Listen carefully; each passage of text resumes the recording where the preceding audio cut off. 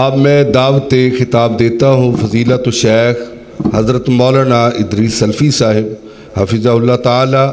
وہ تشریف لاتے ہیں اور آپ سے ہم کلام ہوتے ہیں. ہمارے لیے جتنے بھی معزز مہمان تشریف لائے ہیں یہ سارے ہمارے لیے عزت کے لائق ہیں. تو بھائیوں سے گزارش ہے یہ ہمارے جتنے بھی معزز علماء کرام ہیں وہ آگے تشریف لے آئیں. تمام بھائیوں کا ہم شکریہ ادا کرتے ہیں دل کی اتھا گہرائیوں سے. ملا پور سے تشریف لانے والے، بوڑے وال سے، چٹیاڑا سے، اور اسی طرح اور بھی چک سے، منڈا پنڈ سے، باٹھا سے، جتنے بھی دوست احباب اور ہمارے گاؤں سے، اللہ تمام بھائیوں کا آنا قبول فرمائے. الحمدللہ نحمدہ ونستعینہ ونستغفرہ ونؤمن بہ ونتوکل علیہ ونعوذ باللہ من شرور انفسنا ومن سیئات اعمالنا من یہدہ اللہ فلا مضل لہ ومن یضللہ فلا ہادی لہ واشہد ان لا الہ الا اللہ وحدہ لا شریک لہ واشہد ان محمدا عبدہ ورسولہ صلی اللہ علیہ وعلی آلہ وسلم. اللہم صلی علی محمد وعلی آل محمد کما صلیت علی ابراہیم وعلی آل ابراہیم انکا حمید مجید. اللہم بارک علی محمد وعلی آل محمد کما بارکت علی ابراہیم وعلی آل ابراہیم انکا حمید مجید. اما بعد فاعوذ باللہ من الشیطان الرجیم. بسم اللہ الرحمن الرحیم. انما یعمر مساجد اللہ من آمن باللہ والیوم الآخر واقام الصلاة وآت الزکاة ولم یخش الا اللہ فعسى اولئک ان یکونوا من المہتدین. وقال النبی صلی اللہ علیہ وسلم سبعۃ یظلهم اللہ فی ظلہ یوم لا ظل الا ظلہ. وقال فیہ علیہ الصلاۃ والسلام رجل قلبہ معلق بالمساجد.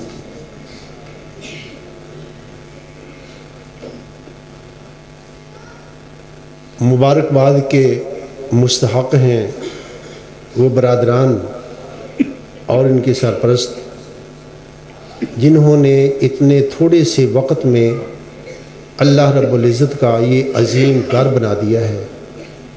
اللہ پاک اسی طرح ہی اس سے خوبصورت گھر جتنے لوگوں نے بھی اپنی دعاؤں، اپنی سوچ، اپنے پیسے، اپنے وقت کے ساتھ اللہ کے گھر کے ساتھ تعاون کیا ہے، اس سے بہتر صلہ اللہ پاک دنیا اور آخرت دونوں جہانوں میں ان کو عطا فرمائے.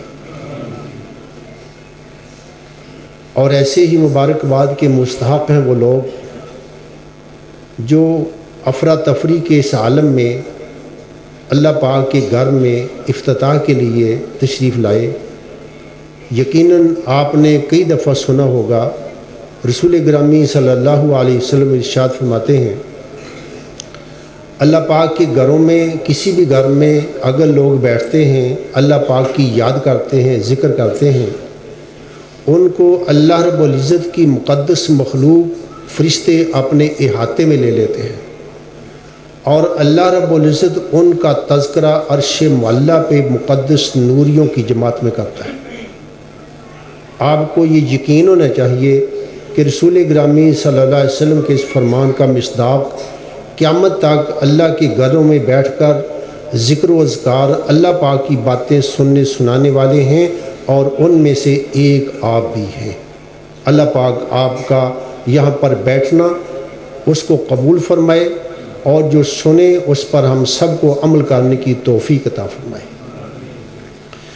اس آیت مبارکہ میں جو میں نے آپ کے سامنے تلاوت کی ہے، اللہ رب العزت ارشاد فرماتے ہیں صرف اور صرف اللہ پاک کے گھروں کو وہ لوگ آباد کر سکتے ہیں جن کا اللہ رب العزت کی ذات پر کامل یقین اور کامل ایمان ہے.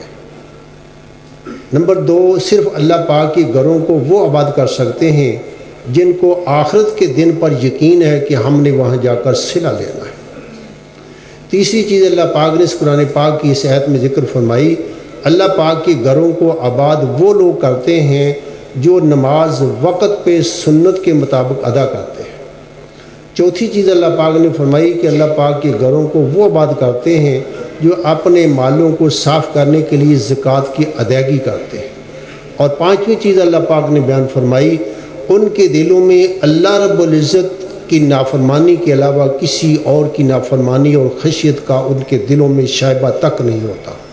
تو اللہ پاک فرماتے ہیں بہت ممکن ہے کہ یہ لوگ ہدایت یافتہ لوگوں میں سے ہو جائے۔ اللہ پاک ہم کو بھی ان ہدایت یافتہ میں سے کرے۔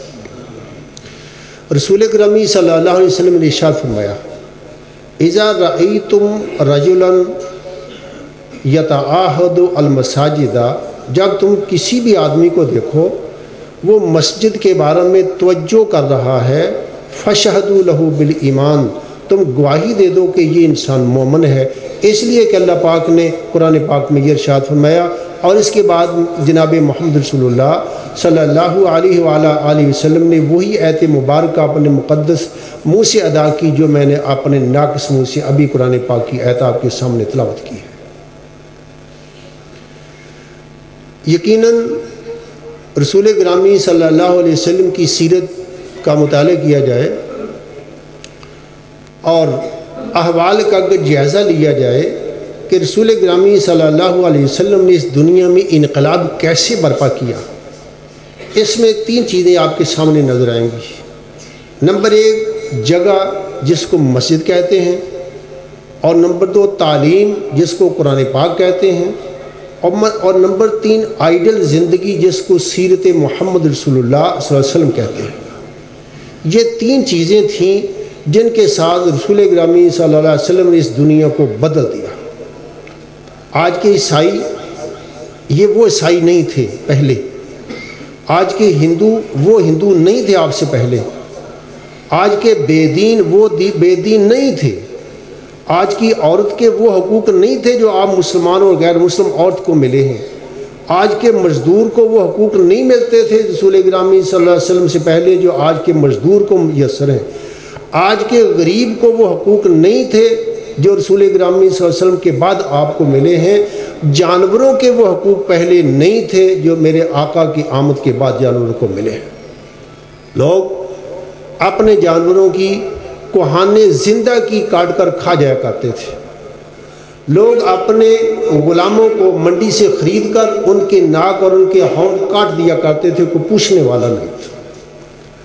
لوگ اپنی ماں تک کو اپنی وراثتی مال سمجھ کر بے عزت کیا کرتے تھے، لوگ اپنے بیٹوں کو زندہ دفن کر دیا کرتے تھے کہ ہمارے ساتھ کھائے گا، بیٹیوں کو دفن کر دیا جائے کرتے تھے کہ ہمارا داماد ہمارے گھر میں آئے گا۔ غیر مسلم، غیر عیسائی اور ایک دین والے دوسرے دین والوں کو کسی طور پر بھی زندہ رہنے کا حق نہیں دیتے تھے۔ جانوروں کو حق، کافروں کو حق، بے دینوں کو حق جناب محمد رسول اللہ صلی اللہ علیہ وسلم نے عطا کی ہے۔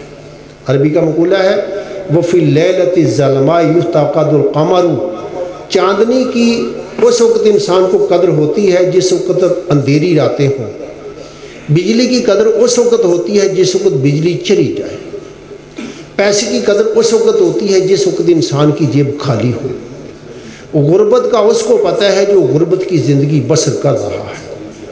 اس لیے تاریخ کا اگر مطالعہ کریں تو آپ کو جناب محمد رسول اللہ صلی اللہ علیہ وسلم کا انقلاب، آپ کی رحمت آپ کو نظر آئے گی کہ اس کائنات کے جہاں پر بھی آپ کو احسان نظر آئے گا، کائنات میں نیکی نظر آئے گی، اس کے پیچھے جناب محمد رسول اللہ صلی اللہ علیہ وسلم کی سیرت طیبہ ہے۔ سچ فرمایا اللہ پاک کے پیغمبر نے، اور آپ ہمیشہ ہی سچ فرمایا کرتے تھے، انا ہدیۃ مہداۃ من رب العالمین، میں ان جہانوں کے رب کی طرف سے کائنات کے لیے ایک ہدیہ رحمت بنا کر بھیجا گیا۔ آپ نے اس انقلاب کی ابتدا کہاں سے کی؟ سب سے پہلے آپ نے اس کی ابتدا مسجد سے کی، کعبۃ اللہ، بیت اللہ سے۔ لیکن جس وقت وہاں آپ کی آمد کو قبول نہ کیا اہل مکہ نے، تو میرے آقا علیہ الصلوۃ والسلام نے دار ارقم کو اس کام کے لیے مخصوص کر لیا۔ پھر جناب عمر رضی اللہ تعالیٰ عنہ مسلمان ہوئے، اسلام معزز ہوا، پھر آپ دوبارہ بیت اللہ میں تشریف لے آئے۔ لیکن اس کے بعد جب سختیاں پھر بڑھ گئیں، میرا آقا علیہ الصلوۃ والسلام نے مکہ مکرمہ کو خیرباد کر دیا اور مدینہ منورہ تشریف لے آئے۔ آپ کو معلوم ہے، علماء کرام بیان کرتے ہیں کہ مدینہ منورہ آمد سے پہلے آپ چند دن ایک بستی میں رہے، قباء جس کا نام ہے۔ وہاں پر آپ نے مسجد قباء کی بنیادیں رکھی اور پھر ہر ہفتے آپ پیدل وہاں پر تشریف لے جاتے تھے۔ تمام عمرہ کرنے والے حاجی اس مسجد کی زیارت کے لیے جاتے ہیں۔ اللہ پاک ہم سب کو بھی اس کی زیارت نصیب فرمائے۔ رسول گرامی صلی اللہ علیہ وسلم چند دنوں کے بعد مدینہ منورہ آئے۔ آپ نے سب سے پہلے مسجد نبوی کی بنیادیں رکھی اور مزدوروں کی طرح لوگوں کے ساتھ مل کر اس مسجد کی تعمیر میں حصہ لیا۔ مسجدوں کی تعمیر کرنا یہ انبیاء کی سنت ہے۔ جناب آدم علیہ السلام نے بنائی، ان کے بعد ان کے بیٹے نے 40 سال کے بعد بیت المقدس بنایا، اس کی پھر جناب ابراہیم نے تجدید کی، جناب داؤد نے تجدید کی، اور اس کے بعد یہ مساجد کا سلسلہ چل پڑا اور رسول گرامی صلی اللہ علیہ وآلہ وسلم نے مسجد نبوی کی بنیاد اپنے گھر سے پہلے رکھی۔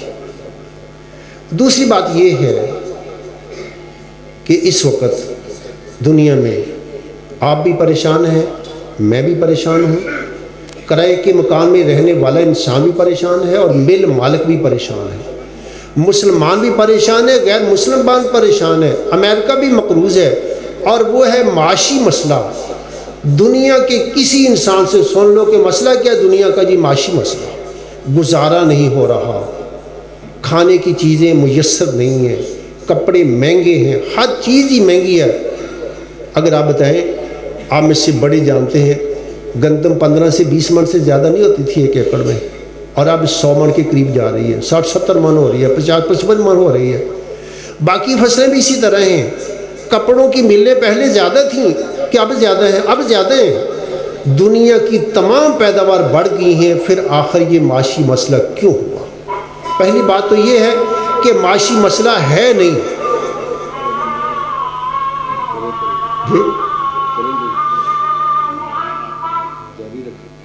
مسئلہ معاشی نہیں ہے، لیکن میں پہلے یہ عرض کرنا چاہتا ہوں، اصل میں معاشی مسئلہ نہیں ہے۔ اصل چیز یہ ہے غریب غریب تر ہو رہا ہے اور امیر امیر تر ہو رہا ہے۔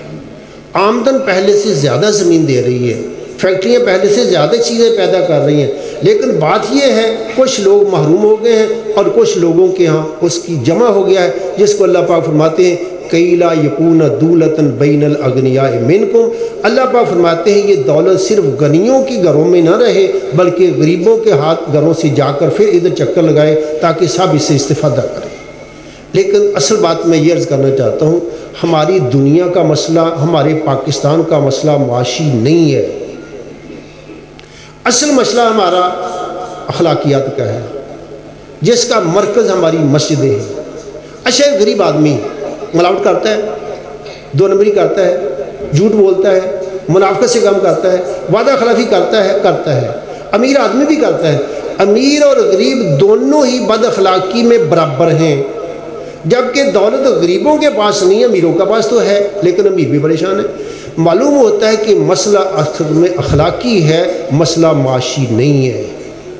عربی کا شاعر کہتا ہے انما الامم الاخلاق ما بقیت فاذا ذهبت اخلاقهم ذهبوا۔ امتوں کی زندگی اخلاقیات ہیں، اخلاقیات ختم ہو جائیں تو امتیں زندہ ہی مردہ شمار ہوتی ہیں۔ اس وقت ہماری حالت پوری دنیا کی یہ ہے کہ بد اخلاقی کا ڈیرا ہے، اور بد اخلاقی جو ہے نا اس نے ہر جگہ اپنے لپیٹ میں لے لیا ہے، اور اس میں زیادہ مسئلہ اگر میں کہوں تو وہ ہمارا ہے، اس لیے کہ ہماری عدالتیں دنیا کی کرپٹ ترین عدالتیں ہیں، ہمارے سیاسی لوگ دنیا کے کرپٹ ترین سیاسی لوگ ہیں، ہمارا سرمایہ دار غریب کا خون آخری قطرے تک نچوڑنا چاہتا ہے، اس میں کوئی شک نہیں ہے۔ اگر میں نہ بھی کہوں تو آپ میڈیا سے سن رہے ہیں ہماری عدالتوں کا 127 نمبر ہے جی۔ دنیا کے کرپٹ ترین اور کمزور ترین پاسپورٹ 5 ہیں، ان میں ہمارا بھی ہے۔ دنیا کی ٹاپ کی یونیورسٹیاں تعلیم کی 100 اگر شمار کر لی ہیں، ان میں ہماری ایک بھی نہیں ہے۔ ایشیا کی سب سے بڑی زرعی یونیورسٹی ہمارے پاس ہے، اور آپ زمیندار جانتے ہیں کہ جتنی آپ سبزیوں کا دیگر چیزوں کا بیج لیتے ہیں منڈی انڈیا کے بیجوں سے بھری ہوئی ہے، جبکہ دنیا کی سب سے بڑی یونیورسٹی ایشیا کی ہمارے پاس ہے۔ اصل مسئلہ میرے دوستوں اخلاقی ہے، اخلاقی مسئلہ حل ہو جائے۔ آپ کو معلوم دنیا کا سب سے بڑا دانشور انسان کون تھا جو فلسفیوں سے حل نہ ہوا، نکتہ وروں سے کھل نہ سکا؟ وہ راز کملی والے نے بتلا دیا چند اشاروں میں۔ سب سے بڑا دانشور دنیا کا، میں نہیں کہتا صرف، میرا تو ایمان اور عقیدے کا مسئلہ ہے نا۔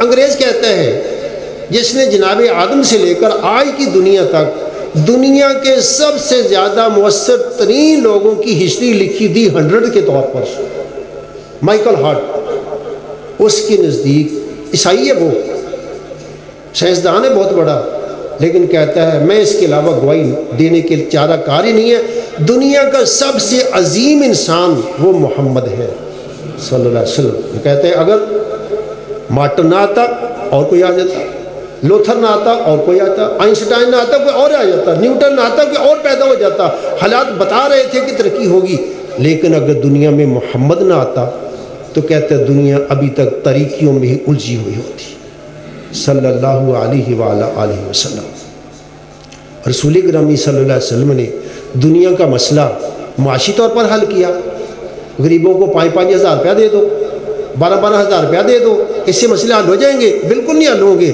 اس سے سیکھو جس نے چند اشاروں میں دنیا کا مسئلہ حل کر دیا تھا۔ آپ نے قرآن پاک پڑھا ہے، مکہ مکرمہ کی زندگی میں نہ نماز فرض ہوئی، نہ حج فرض ہوا، نہ سود پر بین لگا، نہ شراب بند ہوئی، نہ زکوٰۃ فرض ہوئی، نہ روزے فرض ہوئے۔ یہ سارے احکام مدینہ منورہ میں ہے۔ وہاں 13 سال میرے آقا علیہ الصلوۃ والسلام رہے اور قرآن پاک کی 91 صورتیں وہاں نازل ہو گئی۔ وہاں کیا ہوا؟ اخلاق۔ اگر آپ نے پڑھنا ہے کیا ہوا تو ہرقل کے سامنے جناب ابو سفیان کی وہ گواہی دیجئے، جناب جعفر ابن ابی طالب کی وہ تقریر پڑھی ہے جو نجاشی کے سامنے انہوں نے کی تھی کہ ہم چور تھے، ڈکیٹ تھے، غریبوں کو کھا جاتے تھے، رشتہ داریاں توڑتے تھے، شرک کرتے تھے، پتھر کو پوجتے تھے۔ ایک ہم میں سے آدمی آیا، اس نے کہا میں اللہ پاک کا پیغمبر ہوں، رشتہ داریاں ملاؤ، حرام نہ کھاؤ، غریب کا خون نہ پیو، رشتہ داریوں کو ملاؤ، شرک نہ کرو۔ ہم کو اس نے یہ سکھایا ہے، ہم باغ کر نجاشی تیرے حبشے والے ملک میں آ گئے۔ مکمل ڈیٹیل آپ نے کئی مرتبہ علماء سے سنی۔ میرے آقا علیہ الصلوۃ والسلام نے قرآن پاک کی صورت میں دنیا کی کایا بدلی ہے تو اخلاقیات سے، اور اس کے لیے اگر دنیا میں کوئی مرکز ہے، اسمبلی ہاؤس نہیں ہے، تھانے نہیں ہیں، کچہریاں نہیں ہیں، وہاں پر آپ 500 روپیہ دیں تو قرآن پاک کا حلف دینے والے آپ کو مل جائیں گے۔ اگر آپ کا بڑے سے بڑا جرم ہو جائے، آپ کی جیب میں پیسے نہیں ہیں تو آپ کا مقدمہ کوئی بھی عدالت سننے کے لیے راضی نہیں ہے، تیار نہیں ہے، نہ مقدمہ آپ عدالت میں کاری کرنا ہی چاہتے ہیں۔ آپ کے پاس کروڑوں روپیہ نہیں ہے تو آپ ایم پی ایم اے نہیں بن سکتے ہیں، وزیرت آپ کے لیے وزارت کے دروازے بند ہیں۔ اخلاقیات، اپنے بچوں کو، اپنے لیے، اپنے معاشرے کے لیے، اپنی آخرت کے لیے اگر آپ نے کچھ کرنا ہے تو اس کی ایک ہی جگہ ہے اور وہ جہاں بیٹھے، جہاں بیٹھے۔ اس کے علاوہ دنیا کی کوئی جگہ نہیں ہے جو اس کائنات کے سدھارنے کا سبب بنے۔ یہ چیز ہمیں علم نہیں ہے، لیکن اس سے زیادہ ہمارے دشمنوں کو علم ہے۔ آپ کے سامنے ایک مثال میں رکھتا ہوں۔ آج سے چند سال پہلے آپ کی اس سیٹ سے، جو مسلم لیگ سمجھتی تھی ہماری پکی سیٹ ہے، یہاں سے جنیجو صاحب ہوئے تھے، جنیجو سندھ کا بندہ تھا، اس کو یہاں سے جتا کر وزیر اعظم بنایا گیا۔ اس نے سادہ آدمی تھا، اچھا آدمی تھا، اس نے کوشش کی کہ مسجدیں ظہر تک خالی رہتی ہیں، مسجدوں میں مکتب مسجد سکول کھول دیا جائے، پرائمری تک سکول کی تعلیم مسجدوں میں ہوگی۔ مسجد خالی ہے نا، جب بچے آئیں گے ان کے ذہن میں ہوگا ہم سکول میں نہیں جا رہے، مسجد میں جا رہے ہیں۔ وضو کر کے بھی ہو سکتا ہے آئیں، اللہم افتح لی ابواب رحمتک کہہ کے آئیں گے، بسم اللہ والصلاۃ والسلام علی رسول اللہ کہہ کر مسجد میں آئیں گے۔ ان کا ایک تخیل ہوگا کہ ایک پاک جگہ میں آئے ہیں، یہاں تعلیم ہوگی، ان کی نیچر، ان کی فطرت بدل جائے گی۔ مکتب مسجد سکول شروع ہو گیا، پیچھے سے صاحب آ گئے جن کا دیا ہوا ہمارے وزراء کھاتے ہیں، اور جن کے قرضے لے لے کر میرا غریب، میرا امیر، میری مرد، میرا عورت ہر ایک کے سر پر 5-5 لاکھ کا قرضہ ہے اس وقت. آپ کو معلوم ہے ہر بچہ پاکستان کا 4 سے 5 لاکھ کا مقروض ہے جو ہمارے بیمے کے طور پر غیروں سے ہمارے حکمرانوں نے لیے ہوئے ہیں. وہ صاحب آ گئے, صاحب نے آ کر وہ مسجدوں میں مکتب مسجد بند کرا دیا. بھئی ان کا کیا نقصان تھا؟ امریکہ کا وہ نقصان ہے اس میں. مسجدیں ماری, بچے مارے. اگر مسجدوں میں وہ شراتیں کریں گے ہمارے بچے ہیں نا. نہیں. اس نے کہا مسجد میں مکتب مسجد سکول نہیں کھول سکتا. ان بچوں کو معلوم ہوگا وہاں قرآن پاک پڑھا ہے, وہاں بخاری شریف پڑھی ہے, یہاں امام صاحب کھڑے ہوتے ہیں, یہاں پر نماز پڑھی جاتی ہے, یہاں پر طہارت استعمال کی جاتی ہے, یہاں پر ظاہری طور پر وضو کر کے لوگ آتے ہیں. ان کی تو نیچر بدل جائے گی, ان کی فطرت بدل جائے گی. نو. یہ کام وہاں پر کرو جہاں پر 70% لڑکیاں اور لڑکے اسکول اور کالج میں جا کر آئس کا نشہ کرتے ہیں. وہاں پر تعلیم دو جہاں پر سکول مدارس اور جو اپنا کالج اور یونیورسٹیاں وہ بد اخلاقی کا اڈا بنے ہوئے ہیں. ایسا ہے؟ میرا خیال آپ سے مجھ سے زیادہ ان مسائلوں سے واقف ہے. ہماری وزارت کا یہ اب بات آئی ہے ہمارے کالج کی لڑکیاں کالج کی سطح میں 70% نشہ کرتی ہیں. بتائیے جس قوم کی نوجوان لڑکیاں لڑکے 70% نشہ کریں, کیا ان کی کوکھ سے صلاح الدین ایوبی پیدا ہوگا, محمد بن قاسم پیدا ہوگا, امام بخاری پیدا ہوں گے, پیر عبد القادر جیلانی پیدا ہوں گے, علی حجویری ان سے پیدا ہوں گے, ان سے بابا فرید پیدا ہوگا؟ نہیں. ان سے وہی نسل پیدا ہوگی جس نسل کو انہوں نے دودھ پلایا. چنانچہ اگر دنیا میں آپ چاہتے ہیں آپ کے بچے آپ کے لیے صدقہ جاریہ بن جائے, وہ ظاہری طور پر طہارت اختیار کریں, مسجد کا خیال کیجیے.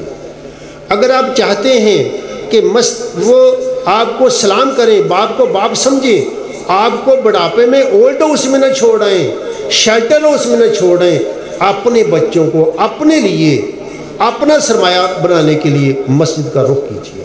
یہ مسجدیں دیتی ہیں طہارت, یہ مسجدیں دیتی ہیں ایک ہی صف میں کھڑے ہو گئے محمود و ایاز, نہ کوئی بندہ رہا نہ کوئی بندہ نواز. یہاں پر ہمارے شفیق صاحب بھی اسی صف میں کھڑے ہوں گے اور ان کے بوڑے وال کا غریب ترین آدمی بھی ان کے ساتھ. یہ نہیں کہہ سکتے بھائی میرے پیچھے پچھلی صف میں چلو. یہ کبھی ایسا ہوا ہے غریب آدمی کو کسی نے کہا پچھلی صف میں چلے جاؤ؟ شفیق صاحب کبھی ہوا ایسا؟ نہیں ہوا ہی نہیں ہے. وہاں بلال حبشی بھی کھڑا ہے, وہاں عمر اور وہاں پر ابو بکر بھی کھڑا ہے, کسی کی تفریق نہیں ہے. وہاں عبد الرحمن بن عوف بھی کھڑا ہے سیٹھ, اور وہاں پر عثمان غنی بھی کھڑا ہے, اور ان کے ساتھ بلال بھی کھڑا ہے. ایک ہی صف میں کھڑے ہو گئے محمود و ایاز, نہ کوئی بندہ رہا نہ کوئی بندہ نواز. اگر آپ چاہتے ہیں وقت, کہتے ہیں وقت ایک تلوار ہے, اگر نہیں کاٹو گے تم کو کاٹ جائے گی.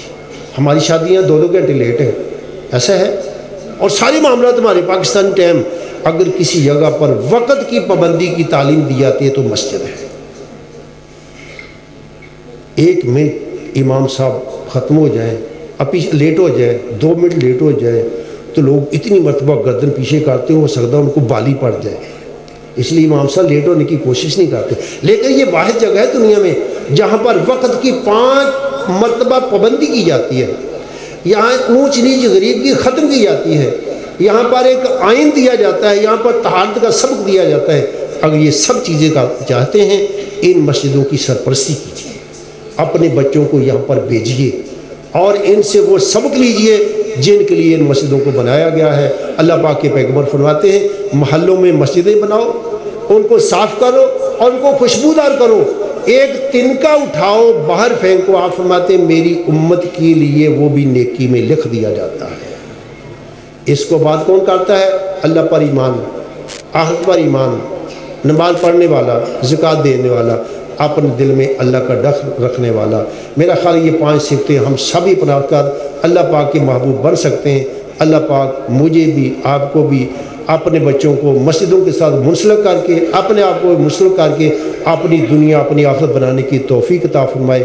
اور مبارکباد کے مستحق ہیں وہ لوگ جنہوں نے ایک محلے میں آ کر ایک عالی شان اللہ پاک کا گھر بنا دیا ہے. سب میں نے پہلے بھی عرض کیا, جنہوں نے سوچا ہے, جنہوں نے غور کیا ہے, جنہوں نے پیسے سے کام کیا, جنہوں نے وقت دیا ہے, جو بچے یہاں پر لے کے آئے, جو لے کر آئیں گے, اللہ پاک سب کو ہی دنیا اور آخرت میں اپنی جناب سے اپنی قدرت اور اپنی عظمت کے مطابق اجر سے نوازے۔